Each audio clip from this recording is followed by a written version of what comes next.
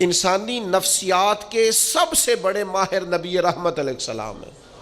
حضور سے زیادہ انسانی نفسیات کا ماہر کوئی نہیں۔ حضور معراج پہ گئے، واپس آ کر نبی پاک صلی اللہ تعالیٰ علیہ وسلم نے واقعہ معراج کو بیان کیا، اور وہ جو واقعہ معراج جو نص قطعی ہے جسے قرآن نے بیان کیا ہے، لیلم من المسجد الحرام الی المسجد الاقصی، رات کے تھوڑے سے حصے میں مسجد حرام سے لے کر مسجد اقصی تک۔ اب وہ ہفتوں اور مہینوں کا سفر ہے، اب اس کو آپ کہیں صرف مسجد حرام سے مسجد اقصی، باقی معراج نہیں، وہ بھی لوگوں کی سمجھ میں نہیں آ رہا تھا۔ امام حاکم نے صحیح روایت نقل کی ہے، سیدہ عائشہ صدیقہ رضی اللہ تعالیٰ عنہ فرماتی ہیں جب حضور نے واقعہ معراج بیان کیا ہے نا، تو بہت سارے ایسے لوگ تھے جو کلمہ پڑھتے تھے، مسلمان ہو چکے تھے، لیکن حضور کا واقعہ معراج سن کر مرتد ہو گئے۔ انہوں نے کہا ہماری سمجھ میں نہیں آتا۔ ایک ہے حضور کو ماننا، ایک ہے نبی پاک کی ساری شانوں سمیت مدینے والے کو ماننا۔ میں لعنت ڈالتا ہوں فرقہ واریت پر اور فرقہ وارانہ سوچ پر، لیکن اللہ کے گھر میں مسجد میں بیٹھ کر انشراح صدر سے کہتا ہوں نبی پاک کو حضور کی شانوں سمیت صرف اہل سنت و جماعت مانتے ہیں۔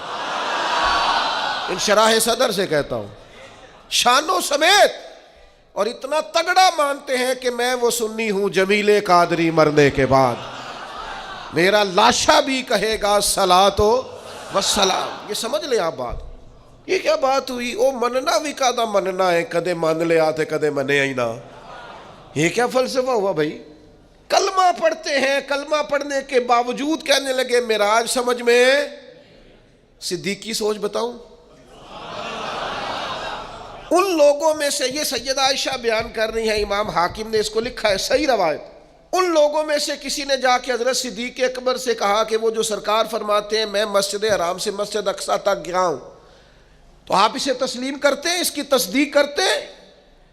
تو حضرت ابو بکر صدیق فرمانے لگے یہ تو اتنی سی بات ہے، میں تو اس سے بڑی بڑی باتوں کی تصدیق کرتا ہوں۔ اور کوئی رہ فلک تے یار گیا، کوئی جا سدراتے ہار گیا، ایک کالیاں زلفاں والا سی جڑا لنگر شاہ تو بھی پار گیا۔ یہ اتنی سی بات؟ محبوب تو جو کہہ دیں، جو فرما دیں، سانو قید سجن دا گہنا ہے، او جنج رکھے ایسا اونج رہنا ہے۔ یہ فلسفہ حیات ہے بندہ مومن کا۔